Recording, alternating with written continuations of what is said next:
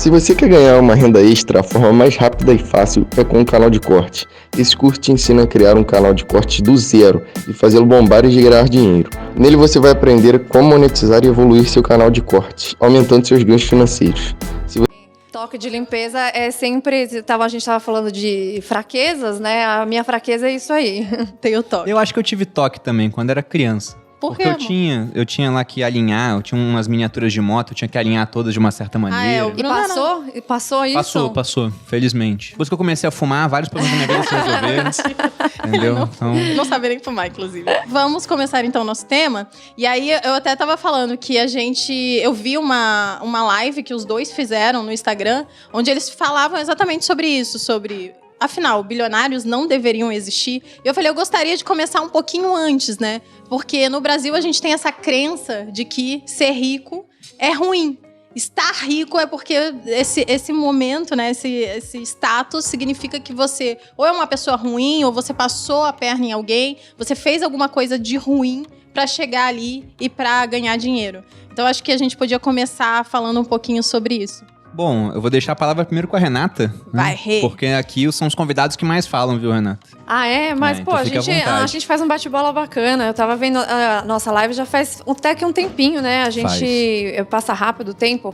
Mas acho que começar com esse ponto é bem importante, Malu, porque acho que a crença limitante de que você ganhar dinheiro é feio ou é errado também acaba deixando as pessoas com dois problemas. Um, de olhar para o que as outras pessoas conquistaram, e se for uma conquista muito grande, como é o caso de 1 bilhão, pode ser de reais ou de dólares, mas vamos falar de bilhão de dólares, né? Porque internacionalmente falando é que importa. As pessoas acham que isso é muito feio, é muito errado e que só vão chegar lá porque tiraram de alguém, né? Então, o primeiro ponto é ver que economia não é jogo de soma zero. Eu e o Bruno, a gente fala disso o tempo inteiro, mas precisa ser repetido, óbvio, toda hora, porque na escola, e eu recebo muitos materiais de mães e tudo, isso já acontece. Mesma. Eu já vi livro didático, e isso tá na internet, inclusive, você via lá, capitalismo, eram os funcionários tristes trabalhando, e do lado, socialismo, né? O povo é dono de tudo. Todo mundo lendo revista enquanto as máquinas trabalhavam. Dando uma impressão de que, olha só, né, o socialismo vai ser a solução para a vida das pessoas. E isso a gente tá falando de agora, pô. Não é uma revista lá de quando começou a Revolução Socialista em 17, não. É um negócio muito atual. E a gente vê até como entre os jovens, né,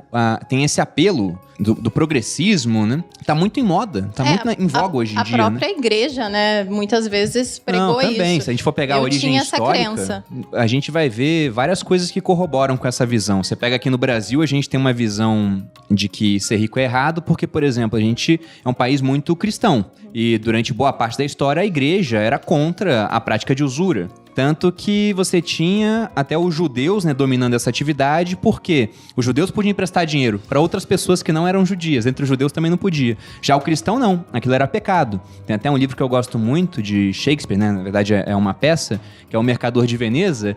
E dando um spoiler aqui para quem não conhece, né? Se quiser, pule essa parte do podcast. Mas é muito interessante ver o final do Mercador de Veneza, porque tem um personagem que é o Shylock, que era um camarada que emprestava dinheiro a juros, e ele foi fazer um empréstimo para um mercador cristão, chamado Antônio, que era um cara que humilhou ele em outros episódios, e ele falou, cara, eu vou te emprestar, mas eu não vou cobrar juros não, já que não pode cobrar juros, é feio, né? Vou te emprestar sem juros, mas se você não me pagar, eu vou querer 1 libra de carne do seu corpo. 1 libra são mais ou menos 450 gramas de carne, né? Ou seja, é matar o cara. E eu quero dar carne próxima ao coração, pra não ter dúvida. E Antônio não conseguiu pagar Shylock. Não vou falar como para que vocês vejam a peça, leiam o livro, vejam o filme, interpretado pelo Al Pacino, o personagem do Shylock, é muito bom. E no final, deram um jeito, através da mudança da jurisdição, né, das leis, de que o Shylock não só estivesse errado por fazer isso, e Antônio escapasse, né, sem ter que pagar a dívida dele, como ele conspirou ainda contra a vida de um cidadão de Veneza, ele ainda perdeu metade da fortuna dele pro Estado, a outra metade foi pro Antônio, e ele foi obrigado a renunciar à própria religião. Não. Esse foi o final do cara que emprestou dinheiro, né? Uhum. Então isso contribui. Se você for ver na história também, a gente sempre teve muito mais pessoas com menos e algumas poucas pessoas com mais. Então é muito fácil, se a gente for olhar dessa maneira, as pessoas sempre acharem uma minoria que está explorando o mundo, né? E aí no caso dos judeus, que era uma minoria que tinha acesso aos recursos financeiros, porque afinal eles foram excluídos de outras atividades, acabaram se especializando nisso, ninguém mais prestava dinheiro. E você tem até uma origem até dessa crença antissemita, né? Que a gente viu durante boa parte isso, Bruno, da história. No curso de Capitalismo e Socialismo eu falo disso rapidamente, mas eu falo um pouco sobre isso, que as similaridades dos regimes autoritários residem em várias coisas, mas uma delas é essa culpabilização dos mais ricos, né? Então, quando aconteceu, o nazismo foi invadindo a Alemanha, não foi do dia para a noite, fizeram uma culpabilização dos judeus pelo fracasso da Primeira Guerra Mundial, e que eles eram donos das lojas e das mercearias.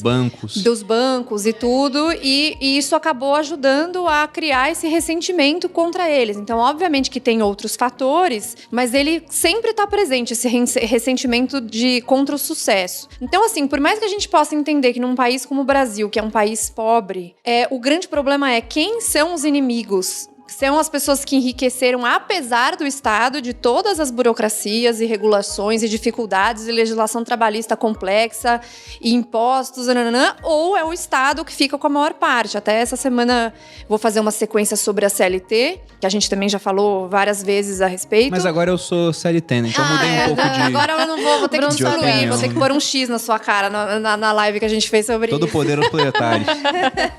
E eu vou fazer sobre isso justamente porque é um dos motivos que atrasam o Brasil e que fazem com que a produtividade do brasileiro seja menor. Então, se desvia o foco do real problema, que é o Estado extremamente inchado e que não permite justamente as pessoas ascenderem. E aí, quando você tem bilionários de tecnologia, nos Estados Unidos principalmente, crescendo a esses níveis que estão crescendo, as pessoas ficam com ressentimento porque a gente está no meio de uma pandemia, muita gente perdeu o emprego e etc. Mas aí você vê, por que essas pessoas cresceram? Porque eles têm bons produtos que são úteis para as pessoas, e as pessoas que perderam o emprego, empresas, etc., foram impedidas de trabalhar por quem? Eu dou um bombom para quem acertar essa resposta. Quem tem poder de fechar todo o comércio Pelo com uma Estado, canetada, obviamente. né? É o Jeff Bezos? É o Mark Zuckerberg? Eu creio que não, né? É engraçado, né? Vocês estão falando isso, e eu era uma pessoa cheia de crenças limitantes quanto ao dinheiro, porque vim de família pobre, vim de família exatamente cristã. Acho que todo mundo ali, eles também, não é que eles fizeram isso comigo, porque, ai, meu Deus do céu, alguém passou a perna neles. Não, é porque vieram desde sempre, né, geração em geração, pensando dessa forma. Você vê até em novela da Globo, quem que é sempre o vilão, pô? É um empresário rico, malvadão. Exatamente. E aí, eu demorei muito tempo para entender que, na verdade, quem estava criando, né, os empregos e gerando riqueza eram pessoas boas, né? E elas estavam ali fazendo isso de forma... até o fato do Bruno ter largado o exército, quando ele largou o exército, foi difícil para mim, porque a gente tinha uma segurança financeira. E foi mais difícil para mim do que para ele. E aí, a gente vê que... Mas a mentalidade do Bruno sempre foi diferente. De empreender, sentido, sim. Né? De empreender, nem sempre, de riqueza. Né? Porque às vezes o pessoal fala assim, agora você é liberal porque não é mais militar. E eu sempre respondo, você acha que eu nasci liberal, sabendo né? Quando tudo. o bebê lá tava lá, imposto é roubo, né? Nasci gritando isso. Minha primeira palavra foi essa. Lógico que não, né? Eu tinha uma visão, foi uma evolução visão de mundo que era muito pautada na visão que o exército me passou, porque eu fiz colégio militar, depois com 17 eu fui para a escola preparatória de cadetes do exército, que é um concurso, né? Passei nesse concurso, depois fiz academia militar e fiquei ao todo 11 anos no exército. E a minha cabeça era cabeça de militar. Sim. E eu sempre falo, né? Você pega o governo militar aqui no Brasil... o governo militar ele aconteceu para impedir, por exemplo, que é uma das versões, né? Para impedir a tomada do poder pelos socialistas aqui. Um golpe que ia acontecer, tanto que os militares chamam de contra-golpe de 64. E aí você pensa, tudo bem, foi para impedir os socialistas, mas olha como é que foi o governo militar. Ele era um governo que, no âmbito econômico, ele criou um monte de estatal, ele fez um monte de intervenção no domínio econômico. Exatamente. Então eu até brinco que é quase um socialismo de direita, né? Total. Porque você briga nas pautas sociais, né? É mais conservador nessas pautas, é contra a liberação de droga, etc. Mas na parte econômica se comportou como um regime mais alinhado com um planejamento central, né? Com muita intervenção. E eu tinha mais essa cabeça. Quando que essa cabeça ela começou a mudar? Quando a gente começou a empreender. Quando a gente começou a investir. Aí minha cabeça já foi mudando, eu vi, caramba, o Estado faz muita cagada, né? Atrapalha as empresas. E principalmente no governo Dilma. Eu brinco, até mandei uma vez. Ninguém conseguiu fazer. Exato. Quanto o governo Dilma. Eu já mandei isso Dilma. já pro Mises, né? Tem que dar um troféu pra Dilma, reconhecer, né? Troféu Mises de liberdade pra Dilma Rousseff. Porque eu virei um cara liberal de fato, a ponto de falar, não, sou liberal. Foi no governo Dilma. E nessa época eu tava estudando mais também sobre a escola austríaca. E aí também foi uma chave que virou na minha cabeça, né? Pra mim foi empreendendo, né? Que eu via o tanto de dificuldade, o tanto de imposto que a gente pagava pra tentar solucionar problemas. Eu acho que foi aqui que eu consegui tirar um pouco da minha crença limitante que eu tinha quanto ao dinheiro. Porque eu entendi que eu estava ganhando dinheiro porque eu ajudava pessoas e elas faziam questão de me pagar esse dinheiro. Então, eu acho que é legal dizer isso. E eu tava gerando valor para aquela pessoa de alguma forma. Eu acho que esse ponto é muito bom. Essa palavra geração, essa frase, né, essa expressão, geração de valor, é algo que às vezes fica muito abstrato na cabeça das pessoas, né? Então, a pessoa fala assim, mas se por exemplo, vou comprar o curso do Bruno para aprender a investir. Eu tô pagando para ele, eu tô ficando mais pobre porque eu tirei do meu dinheiro e estou pagando pro Bruno. Então, naturalmente, as pessoas acham que a riqueza é um bolo e único, sempre, e que ele só troca de mãos. Eu já vi muitos memes, inclusive na internet, do pessoal que fala mal dos bilionários e tá aqui no Instagram, sabe? Usando a rede dos bilionários? Tem gente que faz isso? Tem, Jura? você acredita? E eles falando fazendo um meme mesmo com um bolo, literalmente falando, os capitalistas são esses o que tiram a maior parte do bolo. Só que daí que eu sempre falo, eu trabalho no mercado financeiro desde os 18 anos, então pra mim essa coisa do Estado, da geração de valor, sempre foi uma coisa muito lógica, porque era algo que eu precisava no trabalho. O trabalho que eu fazia dependia disso. Então eu me tornei liberal, digamos, per se, depois que eu li O Caminho da Servidão. Mas pra mim isso já era uma coisa lógica, foi uma coisa bem natural. Mas aí você começa a perceber que as pessoas acham que você vai tirar de outra pessoa pra ficar rico. Então, pessoas que construíram patrimônios muito grandes. Você pega o Jeff Bezos, acho que é um bom exemplo, porque tá sempre em voga, né? Muito atual, né? Ele acabou de largar a direção da Amazon. Exato, e até por causa disso que a gente comentou disso essa semana também, um pessoalzinho falando pra não ser cheerleader de bilionário, como se fosse um jogo de futebol. E não é jogo de futebol, né? A gente torce pela geração de riqueza porque isso faz diferença pras pessoas. Isso gera recurso pras pessoas. Na live que nós fizemos, eu até citei esse estudo, um estudo de Yale, antes da invenção dos tablets e dos smartphones. Essas empresas de tecnologia já geravam 40 vezes mais valor do que os seus donos embolsavam. E o que quer dizer gerar valor? É facilitar a vida. Então, se você pega um cara que era, sei lá, um rei no século XVI, um cara de classe média no Brasil, que é um país pobre, tem uma vida muito melhor do que um rei no século XVI.